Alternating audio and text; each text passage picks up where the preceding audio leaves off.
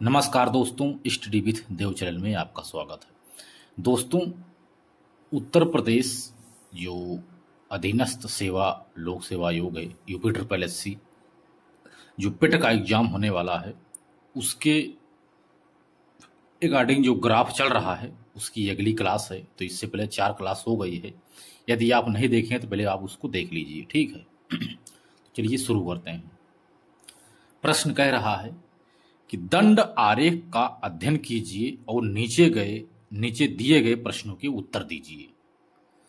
Bar graph में सन 2012 से लेकर के सन 2017 तक 6 वर्षों की अवधि में 3 कंपनियों एबीसी द्वारा निर्मित रसोई के उत्पादन को दर्शाता है, यानी ये लाख में दर्शाता है। कंपनी ए इस तरह से खींचा गया, जो कंपनी ए, कंपनी बी जो है एकदम साफ रहेगा, कंपनी सी जो है इस तरह से रहेगा। तो यही कंपनी है। इसको आप चार्ट को बना लीजिए, ग्राफ को, इस दंडारेख को आप बनाइए। और एबीसी द्वारा निर्मित रसोई का उत्पादन दिया गया 6 वर्षों में, सन 2012, 13, 14, 15, 16, 17, 6 वर्षों का। सन 2012 में कंपनी ए का है 100, कंपनी बी का है 130, कंपनी सी का है 70। 13 में है 90 ए का, 80 बी का, 90 सी का। सन 2014 में ऐसे है ए का 160, बी का 70, सी का 120। 15 में है ए का है 150, 150, बी का 90, सी का 80। सन 2016 में ए का है 70, बी का है 180, सी का है 110। सन 2017 में ए का है 110, बी का है 80, सी का है 140। 140 हो गया। आप इसका अध्ययन अच्छे से करके नोट्स में इसको पहले बना लीजिए चित्र, क्योंकि मैं बार बार चित्र नहीं दिखाऊंगा। आइए प्रश्नों के उत्तर अब देखते हैं। पहला सवाल है, वर्ष सन 2012 से सन 2017 की दी गई अवधि में कंपनी बी और सी के संयुक्त औसत उत्पादन का 80% कंपनी ए के कुल उत्पादन के 90% से कितना प्रतिशत अधिक या कम है। वर्ष सन 2012 से 17 की दी गई अवधि में कंपनी बी और सी का संयुक्त औसत पहले ज्ञात करेंगे, ठीक है। तो बी और सी का बता रहे हैं, देखो बी और सी का जोड़ेंगे, ए का छोड़, बी और सी के जैसे 130, 70, 80, 90, 70, 120, 90, 80, 180, 110, 80, 140, मतलब कंपनी ए को छोड़ देंगे। बी का हम जोड़ते हैं, दोनों का डायरेक्ट हम जोड़ेंगे।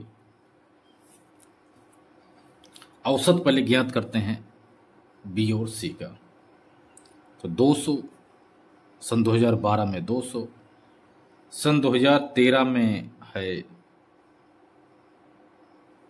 170, 190, 170, 290, 220 बटे 2, ये औसत है। टोटल हो गया 1240 बटे 2 बराबर 620। 620 आ गया, क्योंकि इसको सभी को जोड़ करके जब औसत करेंगे 1240 आएगा, बटे 2 जब भाग देंगे तो 620 प्राप्त हो गया। 620 आ गया। एक कंपनी किसका है? बी और सी का है। ये कह रहा है कंपनी ए का कुल उत्पादन देख लेते हैं। अब इसका 80% पहले निकाल लो दोस्त, इसका 80% पहले निकालेंगे। 60, 620 का 80%, 620 का 80% बराबर 2 जीरो जो 8 दूनी 16, हासिल 1, 8 छंग 48, 1 49।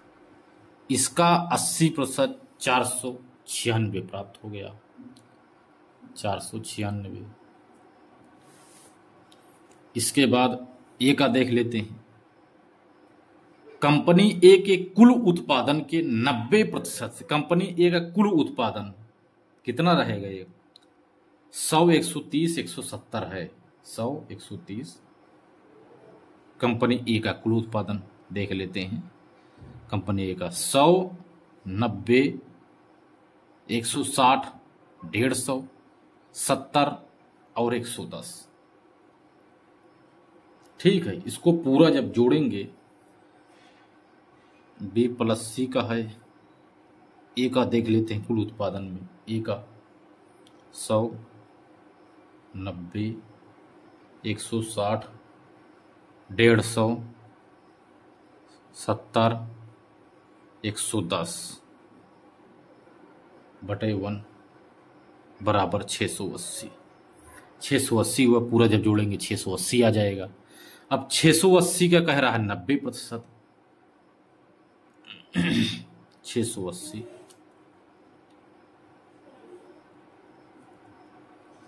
2 जीरो कट गया।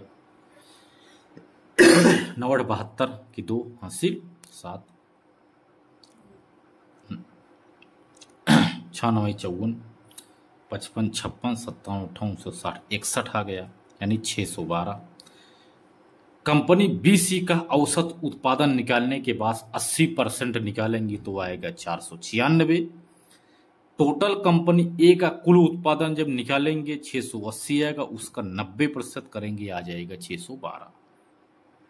अब कह रहा 90% से कितना, 612 से कितना प्रतिशत अधिक है या कम है? 612 इसका ज्यादा है। ठीक है, तो कह रहा है 612 और 496 माइनस करेंगे। 612 माइनस 496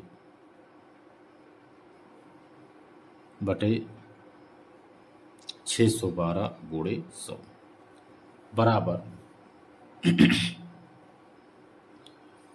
इसमें से घटाएंगे 12 बनाएंगे, 6 6 में 6 गया 6, यहाँ बचेगा 10 10 में 9 होगा 1, इसके बाद यहाँ बचेगा 5 5 1 गया 1, 116 116 बटे 612 गुणे 100 11,600 बटे 612 प्राप्त हो गया। जब इसको दोस्त जब काटेंगे, इस प्रश्न को जब हल करेंगे तो उत्तर आ जाएगा लगभग 19%। ठीक है, 19% की कमी, क्योंकि ए का है 612, बी और सी का है 496, यानी ये ज्यादा है। इसकी तुलना में इसको हल किया जाएगा तो जो इसको काटेंगे मतलब 18.95% आएगा। आप चेक कर लेना, टाइम बचा रहे हैं हम। ठीक है, टाइम बचा रहे हैं, लगभग 19%। ठीक है, लगभग 19% की कमी। ठीक है दोस्त, यही हमारा आंसर है। लगभग 19% की कमी हमें देखने को मिल रही है इस प्रश्न में। अगला सवाल है,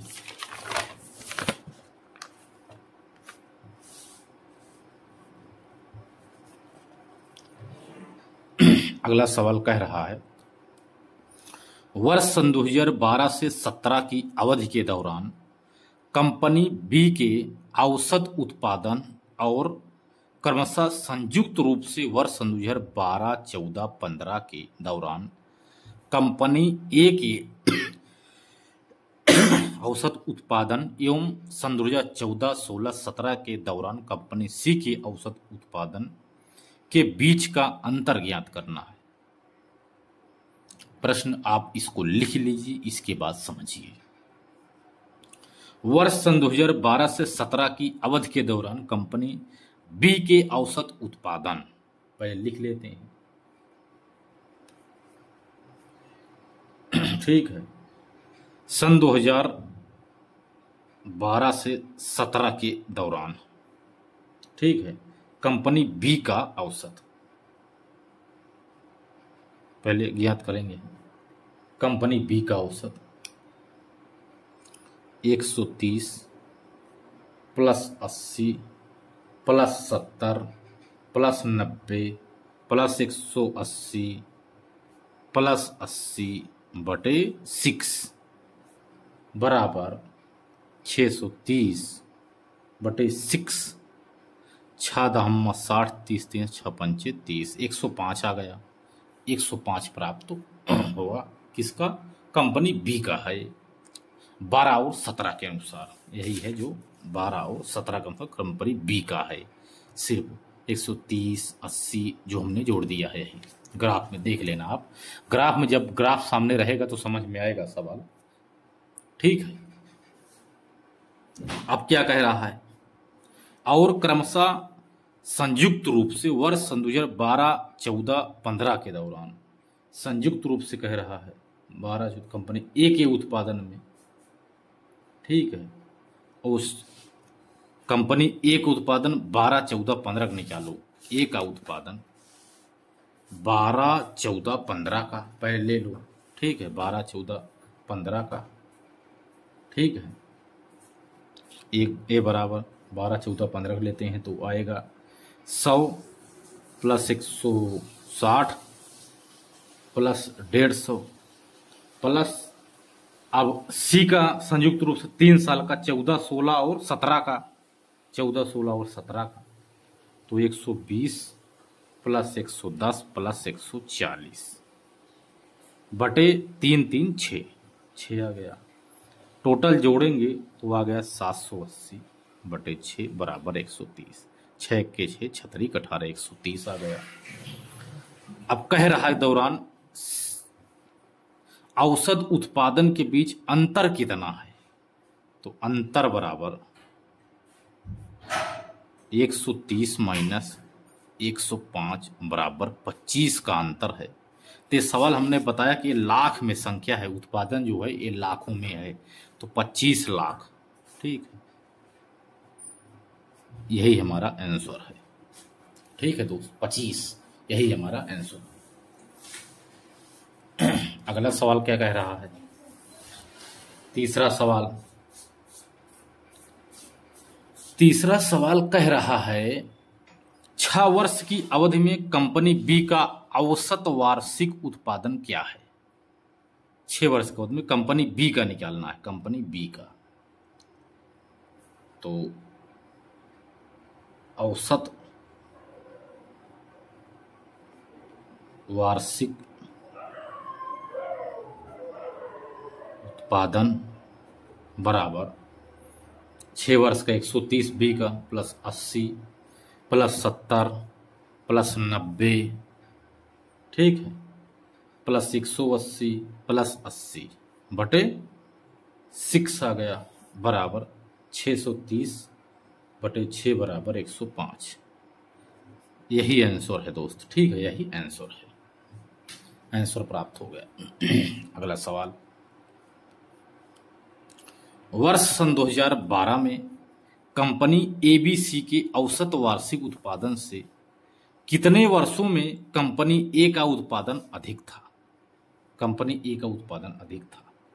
चौथा सवाल है, वर्ष सन 2012 में एबीसी लेते हैं, सन 2012 में एबीसी द्वारा वार्षिक ए बी सी का बराबर उत्पादन बराबर 100 प्लस 130 प्लस 70 बटे 3 बराबर 70 30 200 300 300 बटे 3 बराबर 100 आ गया। आंसर 100 प्राप्त हुआ।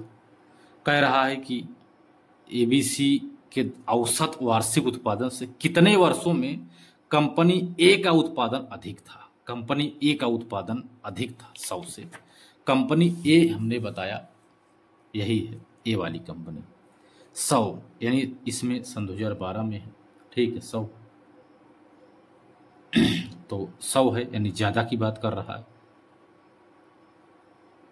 तो सन 2000 इसमें 13 में नहीं है, सन 2014 में है 160, सन 2015 में है 150 और सन 2017 में है 110, सन 2016 में है 70, यानी 3 वर्षों में सन 2014, सन 2015 और सन 2017 में कंपनी ए का उत्पादन जो सन 2012 में हुआ है तीनों का, उससे उत्पादन में अधिक है। तो आंसर हमको प्राप्त हो जाएगा 3। आंसर बराबर 3 वर्षों में। ठीक है, 3 वर्षों में। कितने वर्षों में? 3 वर्षों में। कौन कौन वर्ष है? सन 2014 में है, 100 से अधिक है। सन 2015 में 100 से अधिक है। सन 2017 में 100 से अधिक है। समझ में आ गया हो दोस्तों? ठीक है, अगला सवाल है इसी तरह से, 5वां सवाल है।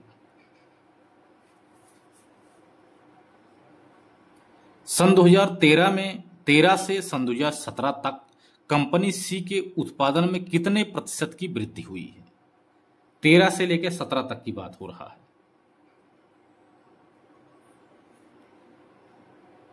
सन 2013 में कंपनी सी का उत्पादन, ठीक है, सी के उत्पादन 13 से लेकर के 17 में। सन 2013 सी का उत्पादन बराबर 90। देखो सन 2013 में सी का उत्पादन हम देख रहे हैं तो इसमें 90 है। पारी चार्ट में आप देख सकते हैं 90 आ गया। 17 में सी का उत्पादन 140 है। सन 2017 में सी का उत्पादन बराबर 140 है। 13 से 17 तक की कंपनी बात कर रहा है। इसमें 13 में आ गया 90 और 17 में आ गया 140 हो गया। अब दोनों के बीच कह रहा है, हमें बताइए कि सी के उत्पादन कितने प्रतिशत की वृद्धि हुई है? तो 140 माइनस 90 बटे 90 गुणे 100। तो अब 9 5 14 50, ठीक है, 50, ठीक है, और 90 गुणे 100,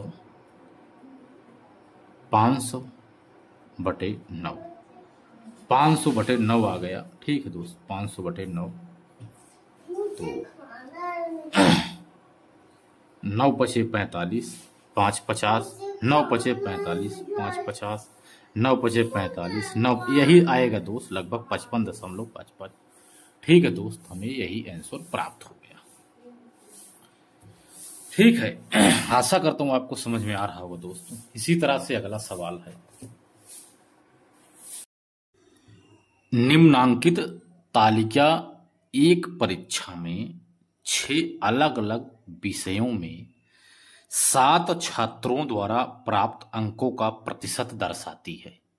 यह जो तालिका है, किसी परीक्षा में 6 अलग अलग विषयों में 7 छात्रों द्वारा प्राप्त अंकों का प्रतिशत दर्शाती है। कोष्टक में दी गई संख्याओं में प्रत्येक विषय के अधिकतम अंक दर्शाती है। तो आप इसको पहले कोष्टक बना लीजिए। छात्र हैं आयुष, अमन, सजल, रोहित, मुस्कान, तन्वी, तरुण, 7 छात्र हैं। इनका पूर्णांक है जो अधिकतम है, यह है गणित है 150, रसायन का 130, भौतिकी का 120, भूगोल का 100, इतिहास का 60, कंप्यूटर विज्ञान का 40। ये विषय अधिकतम अंक दिया हुआ है। ठीक है, और जो इनको मिला है, आयुष को 90, 150 में से 90, अमन को 100, सजल को 90, रोहित को 80, मुस्कान को 86, ठीक है, तन्वी को 70, तरुण को 65। ऐसे देखो सभी में इसी प्रकार से सभी को मिला है। रसायन में इतने मिले हैं, भौतिकी में इतने मिले हैं, भूगोल में इतने मिले हैं, इतिहास में इतने मिले हैं, कंप्यूटर में इतने मिले हैं। इसी के अनुसार हम देखो अब कर रहे हैं, क्योंकि इसको आप पहले बनाइए पूरा अच्छे से। ठीक है, बनाने के बाद आप प्रश्न को लिखिए तब पढ़िए। ठीक है, पहला प्रश्न है, कितने छात्रों ने गणित में 135 के मूल प्रत्यंक या उससे अधिक हासिल किए? मूल प्रत्यंक या उससे अधिक हासिल किए कितने छात्रों ने? तो 135 है तो 135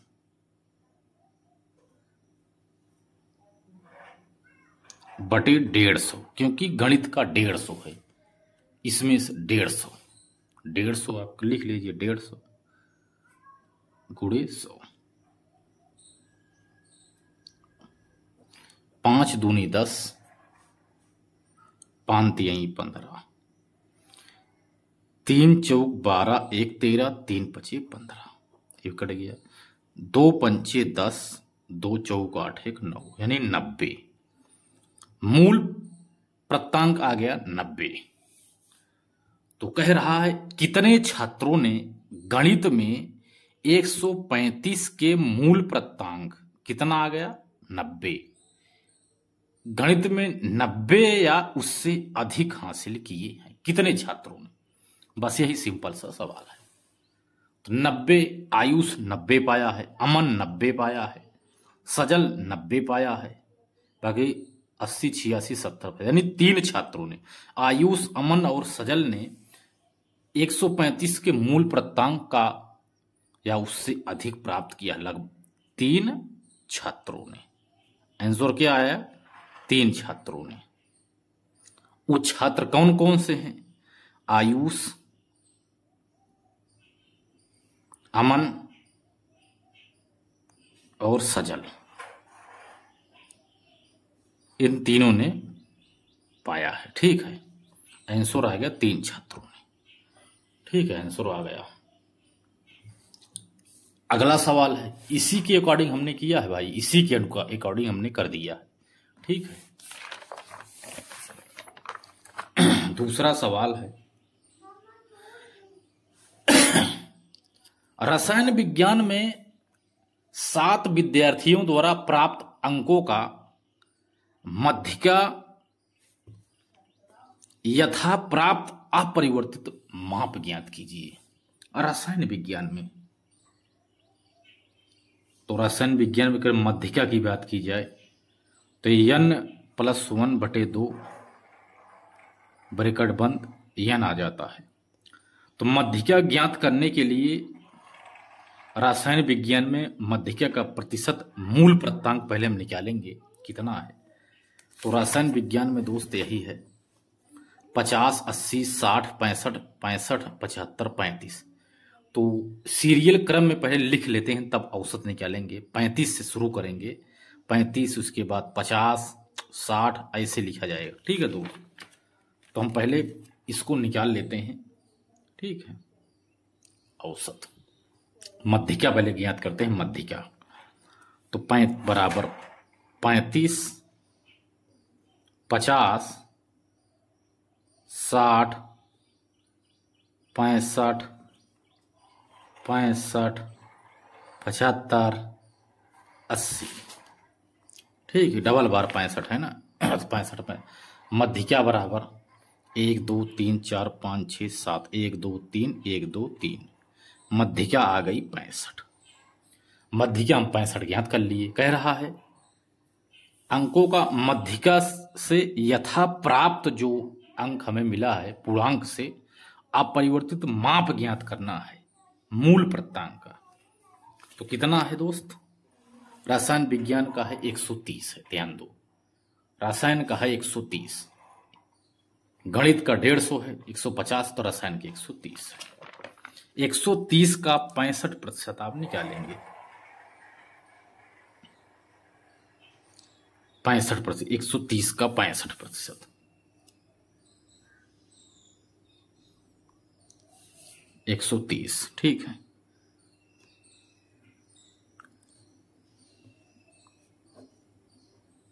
एक जीरो से एक जीरो कट गया। ठीक है, एक जीरो कटेंगे तो यहां दशमलव आ गया। ठीक है, इन दोनों को गुणा कर देते हैं, यानी 65 गुणे 1.3 बराबर और 13 पचे 65। पहले 13 गुणा कर लेते हैं दोस्त। 13 पचे 65 की 5 हासिल 6, 13 छंग 78, 79, 80,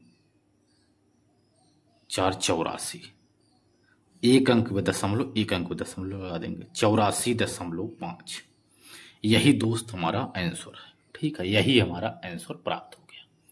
तो रसायन विज्ञान में जो 7 विद्यार्थी हैं इनका पहले अंकों का मध्यिका निकाले 65।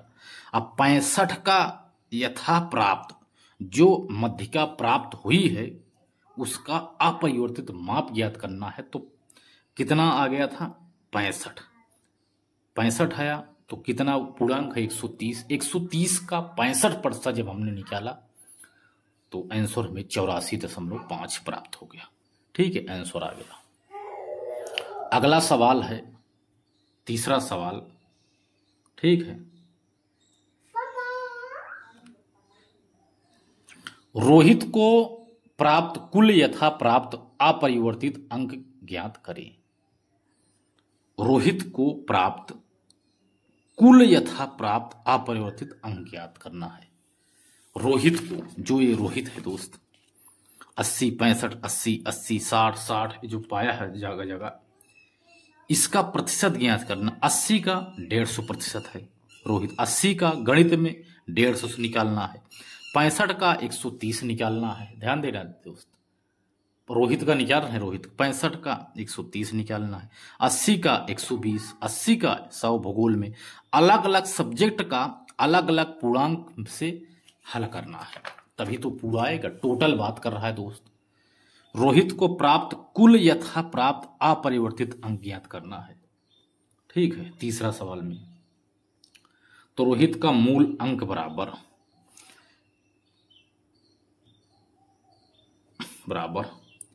150 का 80% बटे 100।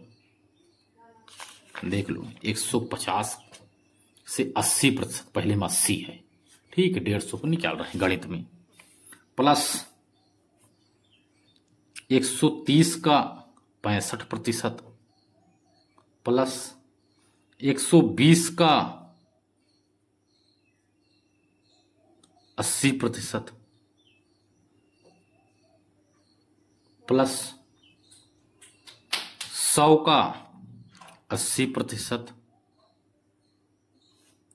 60 का 60%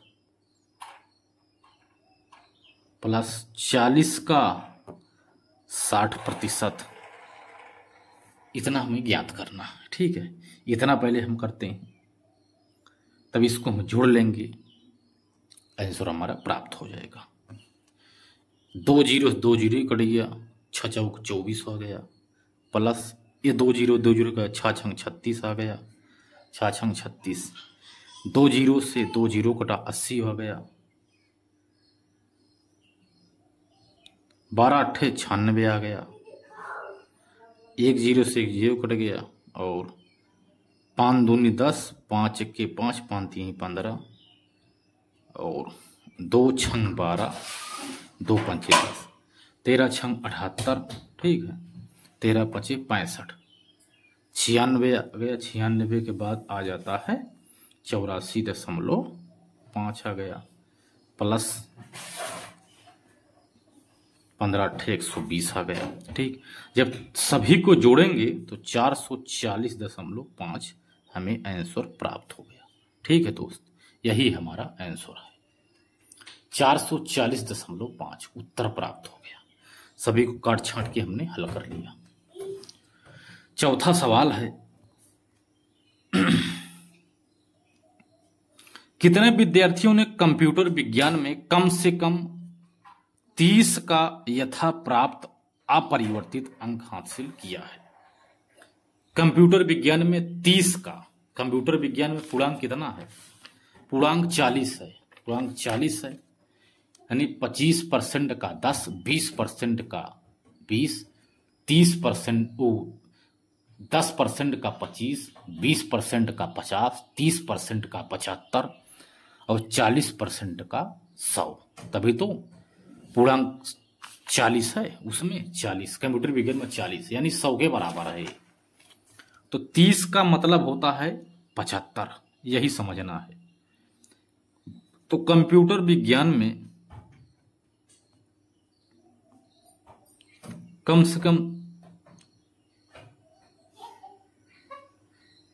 30 अंक का मतलब बराबर होता है 75%। ठीक है, 75%।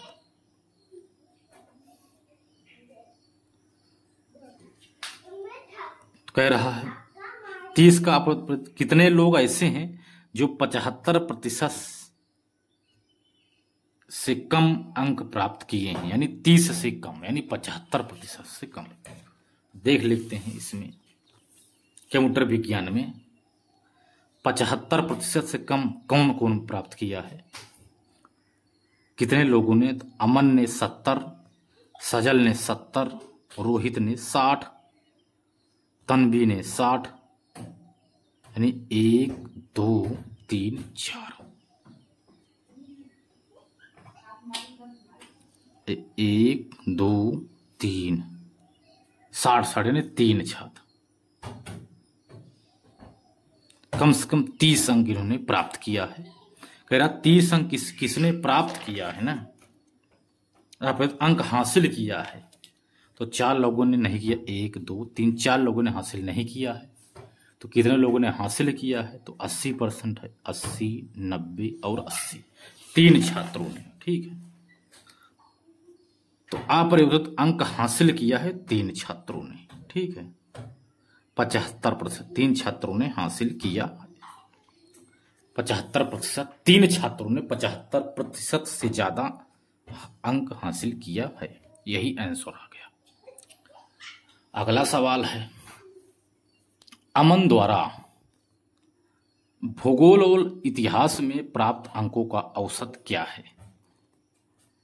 अमन द्वारा भूगोल और इतिहास ज्ञात करना है। तो भूगोल इतिहास का है तो 100 गुणे भूगोल 40/100 प्लस औसत की बात हो गया तो दोनों औसत एक जोड़ेंगे भूगोल इतिहास में। देखो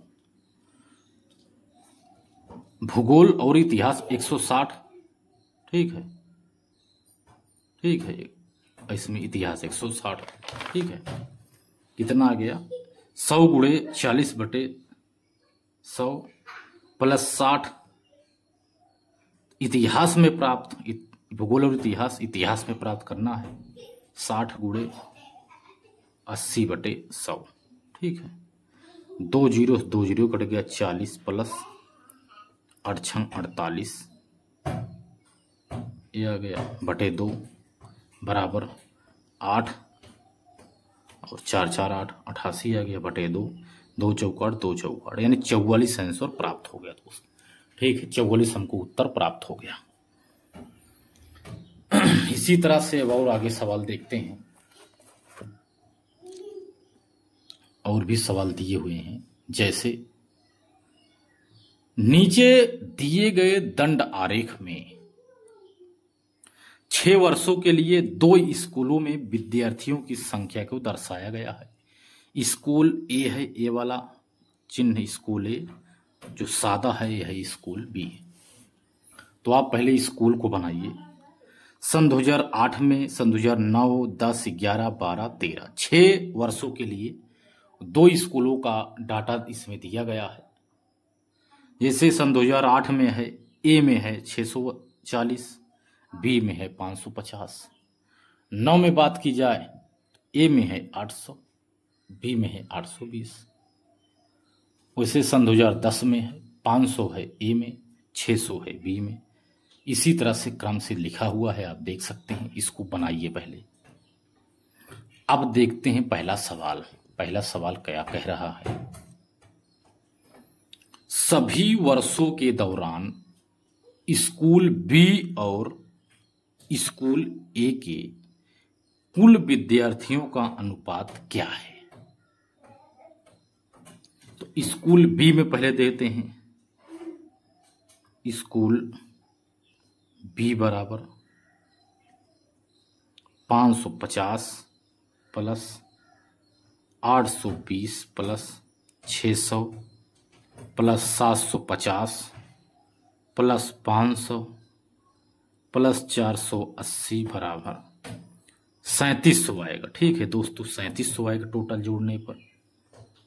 स्कूल ए बराबर 640 plus 800 plus 500 plus 700 plus 900 plus 750 बराबर जोड़ेंगे तो आएगा 4290। अब कह रहा इन दोनों का अनुपात बताइए, तो अनुपात बराबर 3700 अनुपाते 429। 0 से 0 कट गया ये। अब अनुपात अभीष्ट अनुपात बराबर आ जाता है 370 अनुपाते 429। ठीक है, अभीष्ट अनुपात बराबर आंसर यही है दोस्त। ठीक है, आंसर प्राप्त हो गया। अगला सवाल है, अगला सवाल कह रहा है भाई देखो दोस्त, आप जब अच्छे से समझेंगे तभी समझ में आएगा। आप समझकर नोट्स बनाइए, 2 बार वीडियो देखिए, इसके बाद आपको ऑटोमेटिक समझ में आ जाएगा। अगला सवाल है, स्कूल ए और बी में विद्यार्थियों की कुल संख्या में अपने पिछले वर्ष की तुलना में किस वर्ष में सबसे अधिक प्रतिशत वृद्धि हुई है? पहले नंबर ऑप्शन देखेंगे, ऑप्शन 4 दे है, उसी में आप हल करिए। सन 2011 का ले लीजिए, सन 2012 का ले लीजिए, सन 2008 का ले लीजिए, सन 2009 का ले लीजिए। ये 4 ऑप्शन है। अब पिछले वर्ष की तुलना ज्ञात करना है। ऑप्शन दिया रहेगा, उसी ऑप्शन को हल कर लो। आप देख लीजिए कि किस वर्ष में सबसे अधिक प्रतिशत वृद्धि हुई है, बस वही आंसर कर देना है। ए और बी में विद्यार्थियों की कुल संख्या में पहले ज्ञात करो, ए और बी में, ए प्लस बी। सन 2011 के अनुसार पहले निकालेंगे। देखो सन 2011 में ए और बी कितना है, 700 और 750। पिछले वर्ष की तुलना में इसमें सन 2010 में ले लो। ठीक है, इसमें 6 5 1100 आ जाएगा। तो सबसे पहले सन 2011 में देखते हैं। तो सन 2011 में बराबर पिछले वर्ष तो पहले आएगा 1450, अब पिछले वर्ष में है 1100, तो दोनों का अंतर देखें तो आ जाएगा 300। तो 350 पिछले वर्ष की तुलना में 1100 गुणे 100, 11 3 33, 34 35, 11 1 के 11, 11 8 88, इतने प्रतिशत आ गया। सन 2012 वाला ले लो, सन 2012 बराबर सन 2012 में हो रहा है 14 और पिछले वर्ष में हो रहा है 1450, यानी इसमें तो कमी आ रही है। ये तो ऑटोमेटिक गलत है सब, इसको नहीं करना है, क्योंकि आ रहा है 1400, पिछले वर्ष में आ रहा है 1450। 1450 की वृद्धि की बात कर रहा है, इसमें कमी है क्योंकि इसमें ये ज़्यादा हो गया, 1400 से 1450 हो गया, -50 ज़्यादा है ना। ये सवाल वैसे ही है, इसमें कमी आएगी। तो 50 बटे 1450 गुणे 100 देखेंगे, अगर हल करेंगे तो इसमें 3.45 की प्रतिशत की कमी आएगी, जबकि इसमें वृद्धि हुई है। ठीक है, सन 2008 में है, सन 2008 बराबर 1190। सन 2008 के बाद 7 का दिया ही नहीं है, यानी ये आंकड़ा अपर्याप्त है,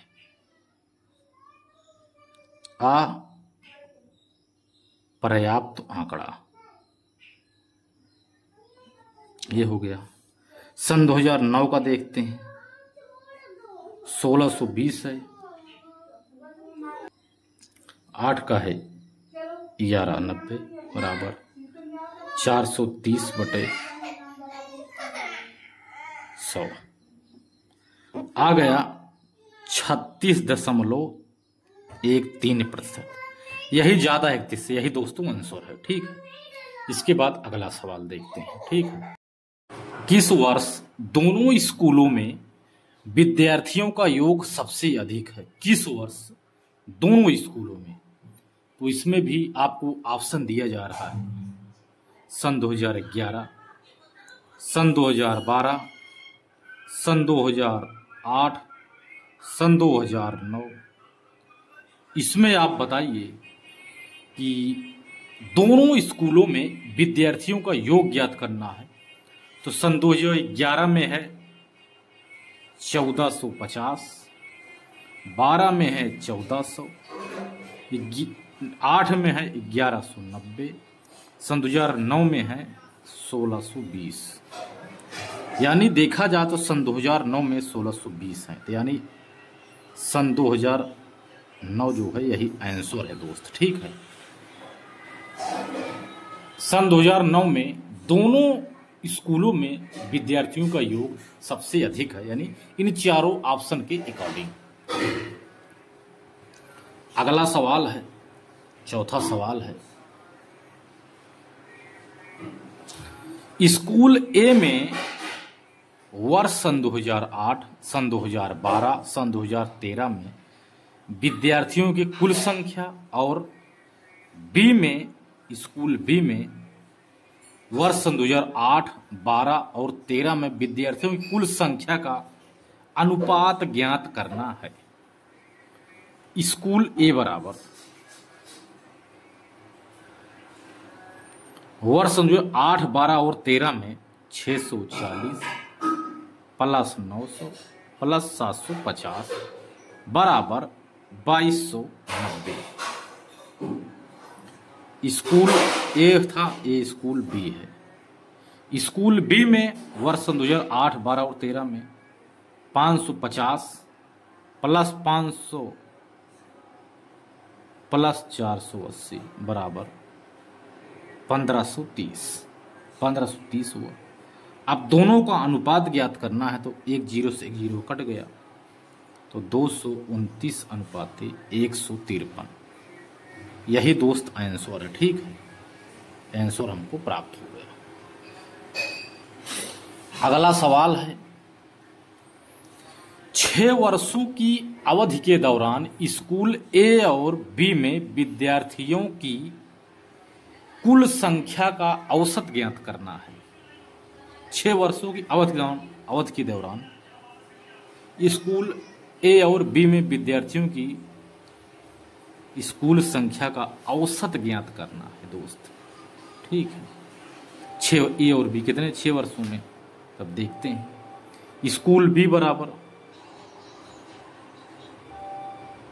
कुल छात्र हैं 3700। स्कूल बी में कुल छात्र देखेंगे स्कूल बी में, तो सादा वाला स्कूल बी है। ठीक है, 550, 820, 600, 750, 500, 480। ठीक है, 480। ठीक है, इसको देखेंगे। ठीक है, तो इसको जोड़ लेते हैं। तो पांचवा कह रहा है कि स्कूल बी में टोटल छात्र हम जोड़े तो कितना आ गया 3700। ठीक है, इसको पूरा हमने बी वाला जोड़ लिए जब, तो 3700 हमें प्राप्त हो गया। ठीक है, 3700 आ गया। इसके बाद स्कूल ए में, स्कूल ए बराबर कुल छात्रों में तो 4200 आ गया, 4290 आ गया। अब दोनों को जोड़ते हैं, 3700 प्लस 4290 बटे 6 है, 6 वर्षों की तुलना है, 1 2 3 4 5 6, 37 6 है बटे 6। तो इसको जोड़ेंगे दोस्त। ठीक है, 0 0 9 7 2 9 4 3 7 बटे, इसको 2 से एक बार भाग देंगे, 2 3 6 1 7, 2 9 18 1 19, 2 9 18 1 19, 2 5 10, 2 3 6। फिर इसको काटेंगे, 3 से काटेंगे, इसको 2 से हल किया हमने, एक कट गया। 3 से काटते हैं इसको, 3 1 3, 3 त्रिका 9, 3 त्रिका 9, 3 1 3, 2 5, तो दशमलव बढ़ा 3 6 18, 6-7% आ गया। ठीक है दोस्तों, यही हमारा आंसर है। ठीक है, तो आशा करता हूँ दोस्त सवाल सब समझ में आ रहा होगा, क्योंकि ज़्यादा कठिन नहीं है, मैं बहुत अच्छे से समझा रहा हूँ। ठीक है, अगला सवाल है,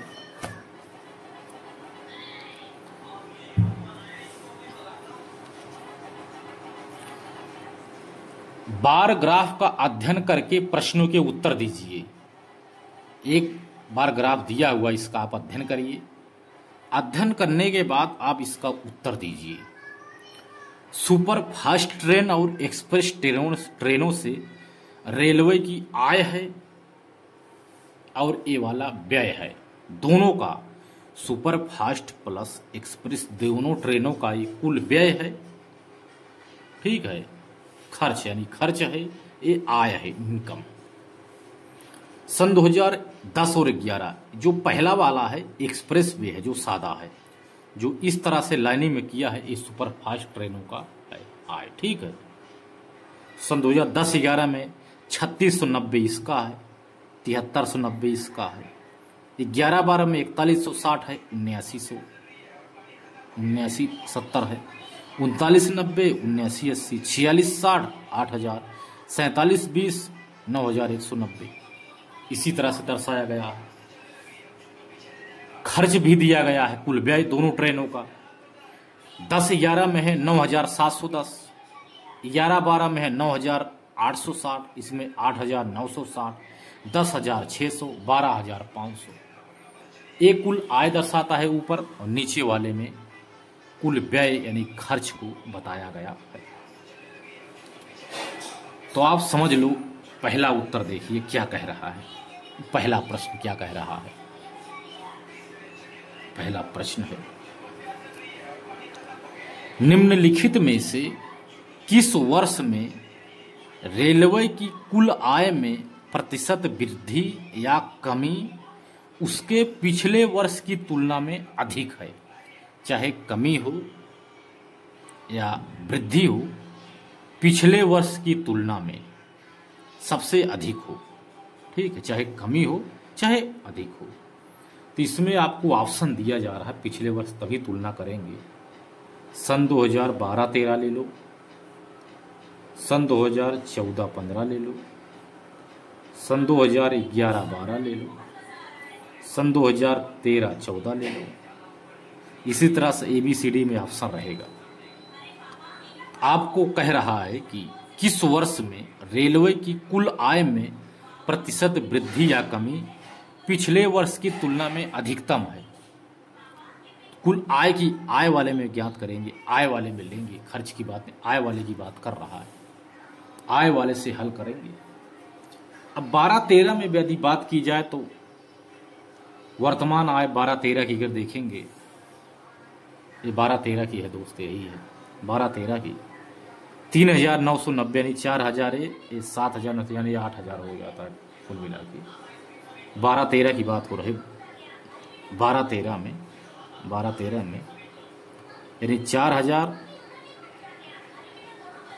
12-13 में यही 11970 आएगा। जैसे 3990 जोड़ेंगे, 3990 बटे 7, 980, 9 8 17 7 हासिल 1, 9 9 18 1 19 के 9 हासिल 1 7 3 10 1 11, 11970 आ रहा है।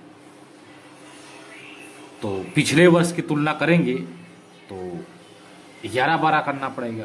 तो 12-13 में आ रहा है 11,970, पिछले वर्ष में आ रहा है 12,130, यानी पिछले वर्ष, ये वर्तमान वाला है, ये पिछला वर्ष है।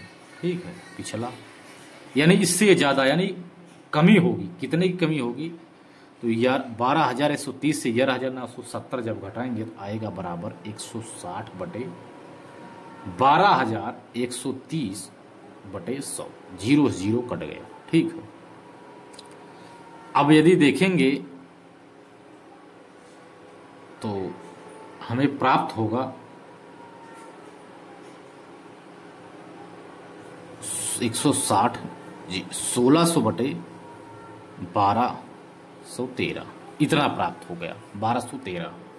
यदि इसको भाग देंगे तो एक बार जाएगा 1.32 इतना आएगा। ठीक है दोस्त, इतना प्रतिशत की कमी आ गई। पिछले वर्ष की तुलना में। अगला है 14-15 में, तो वर्तमान है 13,830 माइनस 12,660, यानी इसमें वृद्धि होगी। वृद्धि बरा 11,1170 बटे 12,660 गुणे 100, जीरो से जीरो कट गया।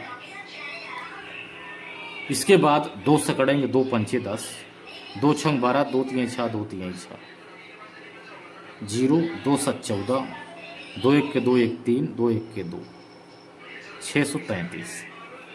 इसमें यदि देखेंगे तो आएगा 9.2%। ये आ गया आंसर, इसमें आ गया। इसके बाद अगला है 11-12 में, जब 11 अभी ये था 11-12 में जब देखेंगे तो 12,130 माइनस 11, 80 बराबर 1080 बटे 11,080 गुणे 100 बराबर आएगा 9.47%।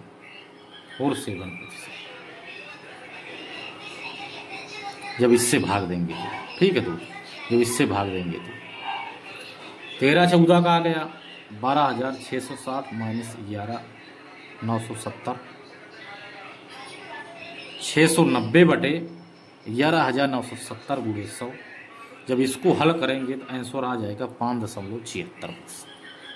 ठीक है दोस्त, तो सबसे अधिकतम है, चाहे माइनस हो चाहे प्लस हो, 9.47 है दोस्त। यही हमारा उत्तर 9.47, यानी सी हमारा यही आंसर है दोस्त।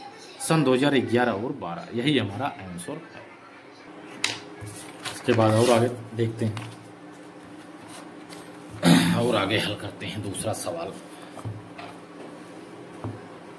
दूसरा कह रहा है, निम्नलिखित में से किस वर्ष में रेलवे का लाभ अधिकतम है। दूसरा सवाल है निम्नलिखित में से, तो ऑप्शन देना पड़ेगा तभी समझ में आएगा। सन 2011-12 ले लो, सन 2012-13 ले लो, ठीक है, सन 2013-14 ले लो, सन 2010-11 ले लो। कह रहा है लाभ ज्ञात कीजिए, निम्नलिखित में से किस वर्ष में रेलवे का लाभ अधिकतम है। तो लाभ बराबर सन 2011-12 में आय है 12,130। सन 2011-12 में, सन 2011-12 में है 12,000, जोड़ोगे 7 12,130 है। 11-12 में अगर खर्च देखेंगे तो 9,860 है, माइनस करेंगे उसी में लाभ हमको ज्ञात करना है। यानी आय हमारी 12,130, खर्च है 9,860, लाभ बराबर हो गया 2270 आ गया सन 2011 और 12 में। सन 2012-13 में 11,970 रुपये कमाता है, 8,960 रुपये खर्च करता है। खर्च, आय, खर्च करता है बराबर 3,010 रुपये बचाता है।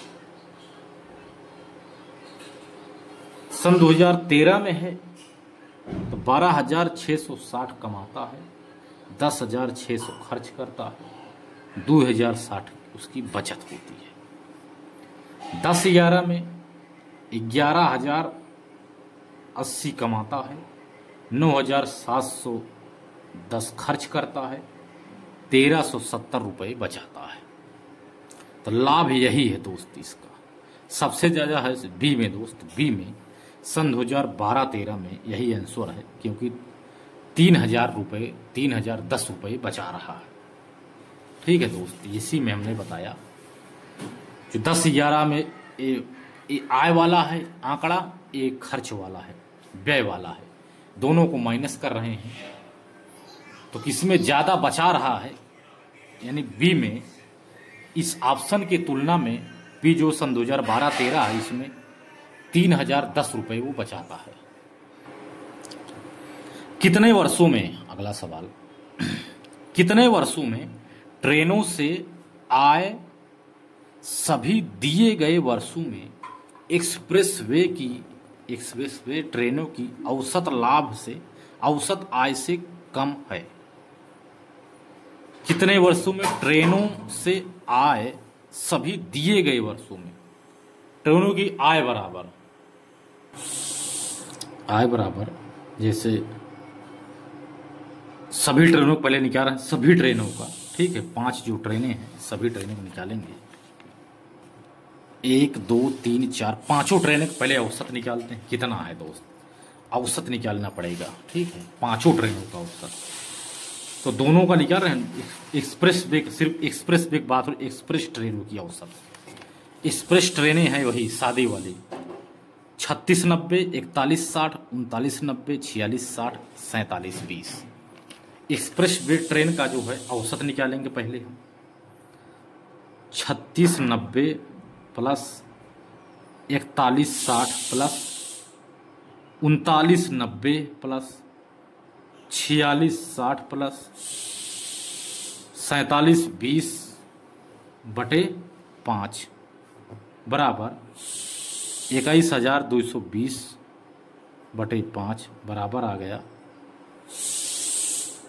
4244। इतना प्राप्त हो गया, 4244 प्राप्त हो गया। अब कह रहा है कितने वर्षों में ट्रेनों से आय सभी दिए गए वर्षों में एक्सप्रेसवे ट्रेनों की औसत आय से कम है। 4244 को जब इसमें हम हल करेंगे, 4244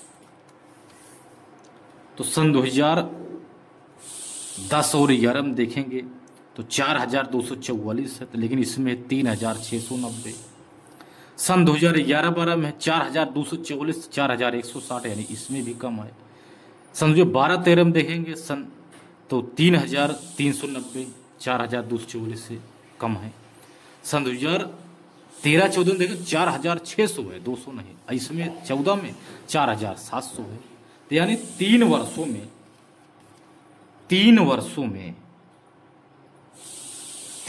में सन 2010-11, सन 2011-12, सन 2012 और 13 में इसमें इस औसत से 3 वर्षों में ये दिए गए आंकड़ा से औसत से ये 3 में कम है। ठीक है दोस्त, यही आंसर हमारा प्राप्त हो गया। ठीक है, अगला सवाल है सभी दिए गए वर्षों के लिए सुपर फास्ट ट्रेनों से कुल आय की तुलना में सन 2010-11 में सुपर फास्ट ट्रेन से अनुमानित प्रतिशत आय क्या है। सभी दिए गए वर्षों के लिए सुपर फास्ट ट्रेन की बात हो रही है दोस्त। सुपर फास्ट ट्रेन ये वाला है दोस्त, इसका औसत निकालेंगे। इसे 7390, 7970, 7980, 8000, 9190, इसका पहले हमें देख लेंगे। इसका औसत बात कर नहीं रहा है, ठीक है, इसको देखेंगे। ठीक है, कह रहा है कि प्रश्न कह रहा है सभी दिए गए वर्षों के लिए सुपर फास्ट ट्रेनों से कुल आय की तुलना में, इसकी आय की तुलना में, प्रतिशत औसत की बात नहीं, इसकी आय की तुलना में सन 2010 और 11 में सुपर फास्ट ट्रेन से अनुमानित प्रतिशत आय क्या है। प्रतिशत आय निकालना है तो पहले कुल आय देखेंगे सुपर फास्ट की। सुपर फास्ट कुल आय बराबर कितनी हो रही है, 7390 प्लस 7970 प्लस 7980 प्लस 8000 प्लस 9110 बराबर आ गया 40,450 आ गया। इसकी तुलना में सन 2010-11 में सुपर फास्ट ट्रेन कितनी है? 7,390 है। तो बराबर 7,390 बटे 40,450 गुणे 100, 1 0 से 1 0 ठीक कट गया। 5 दूनी 10, 5 8 40, 5 9 45 आ गया।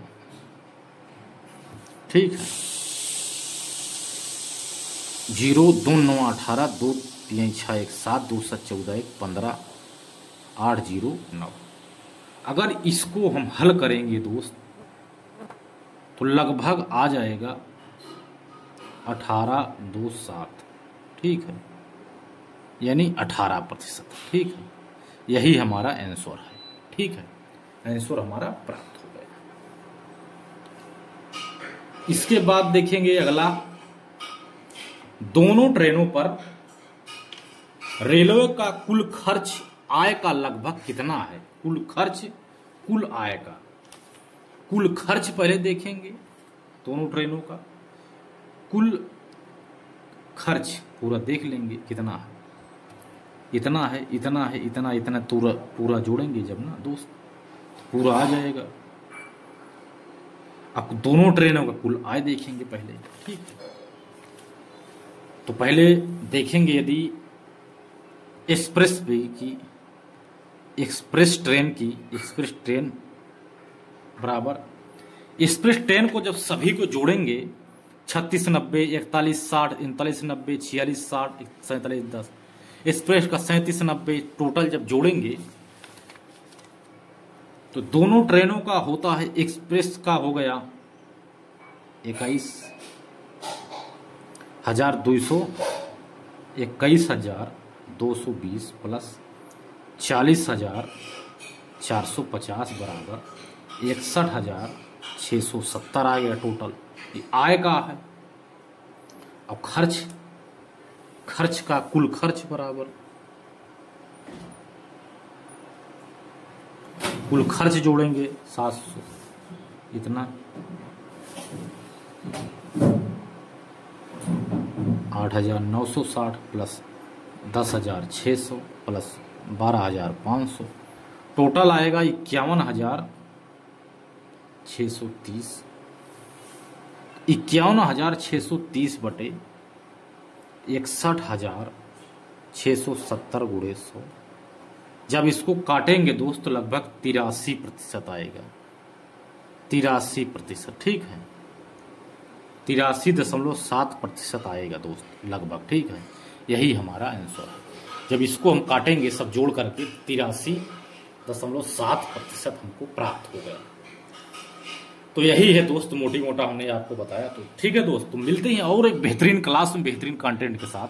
तो दोस्तों मिलते हैं और बेहतरीन क्लास में, तब तक के लिए धन्यवाद। जय हिंद, जय भारत।